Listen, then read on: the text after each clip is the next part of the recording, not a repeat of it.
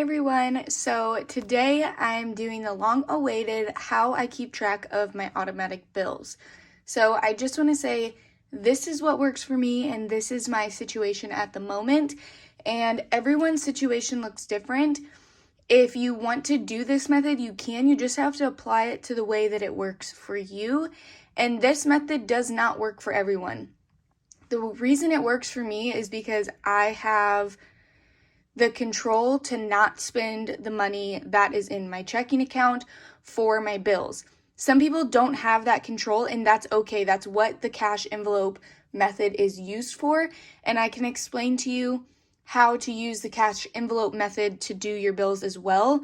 But for me, I have gotten to the point where I can keep these bills automatic and not pull out the cash every week to then deposit it at the end of the month to do my bills. So I also want to say my nails are stained because I just dyed my hair last night. They're not dirty, they're just purple because I dyed my hair. So I am very sorry I did not paint my nails before this, so please excuse my nails. Okay, so the first thing you want to do is write down every single bill that you have. You don't have to have an actual tracker. You can write it down on a sticky note, on a piece of paper, but write down your bill name, the amount, and the date it comes out. I have it on my iPad. This is just a digital bill tracker that I created. This is on my Etsy as a digital bill tracker if you guys do stuff on your iPad. If not, I also have one that you can put in your binder. The spaces are pretty tiny, but you can, shorten your bill names for like car insurance. You could put CA, but it is so that it can fit in your actual cash envelope binder. So either way works. You can also, like I said, just not use a tracker at all and just write it down on a piece of paper. So once you have the bill name, the amount, and the date written down, mine, I have a star next to my car payment because my car payment actually comes out of my savings account. When I set up my car, when I bought my car, I put it to come out of my savings account because at the time I felt more secure doing that because I knew that if I didn't have enough money that month to pay for my car payment, it could come out of my savings account and I knew it would be paid. So all of my bills are automatic. They all come out on their own. I do not have to do anything. Like I said, that works for me. If it doesn't, that is okay, but that is how mine are set up. I do also want to say that I get questions a lot about where's my rent, my mortgage, my phone, my water. So I do live with my fiance, and at the time, I do not pay for anything for the house because I am not on the loan. Now, this is something we talked about for months before we moved in together and looked at this house. Legally, we thought it would be best if I was not on any of the bills until I actually get married.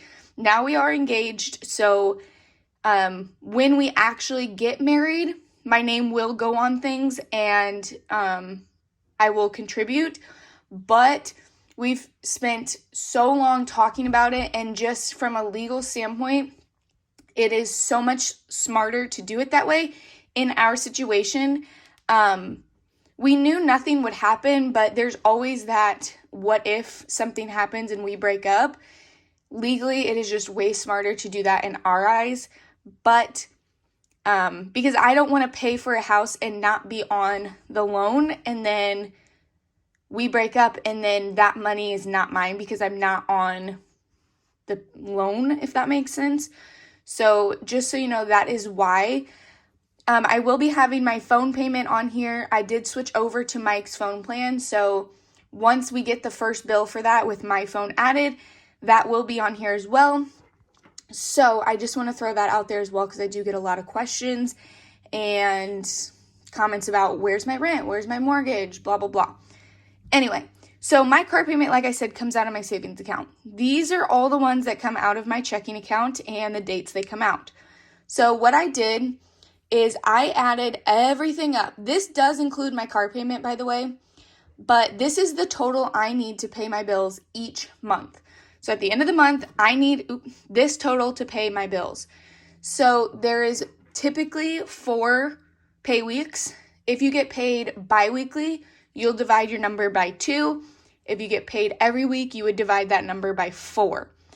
Now, what I did is I took this number here and 535.47, and I subtracted my car payment. Since this does not come out of my checking account, I subtracted the $208.20. So that leaves me with $327.27. So this is technically what has to be in my checking account each month to pay for all of my bills. So if I divide that by 4, that means I need to save $81.82, I rounded up, to pay for my bills at the end of the month. Now, it's technically not at the end because some are at the beginning. So I make sure that I deposit at least $81.82 into my checking account each week so that my bills are paid. I do have a buffer in there. So some weeks I might put more than 81 into my checking. Some weeks I might put only 60 or 50. So that's kind of like how I do it. I know it's confusing, but this is what has worked for me, and it's how I know that everything is paid. Basically, I just do not like to watch my checking account go below this number. If my checking account is below this number here, then I start to freak out because this is just my bills. I know this has my car in it, but this gives me a little buffer in my checking account as well as all of my bills are paid. So with this number, this gives my checking account about a $200 buffer where if an emergency happens, if I need something, I can use my card. So I don't know if that helps you guys. I hope it does, but there's so many ways that you can budget your bills to help. For me, not separating these each week is what helps. Some people would take their car insurance and say, okay, it's $95.47, and they would divide that by 4 and have an envelope and put let's just say $24 in it each week. And then right before the 8th, they would deposit that into their account. What I used to do is have an envelope that was called automatic, and I would put this 81, 82, I don't know what it was at the time because I don't remember, but I added all my bills up, divided it by 4, and I just put that in an envelope and then I would deposit it. That didn't really work for me either. I didn't like that. So you can kind of go both ways. I don't really know if this helps you guys, but a lot of people have asked how I do my bills. So that's how I do it.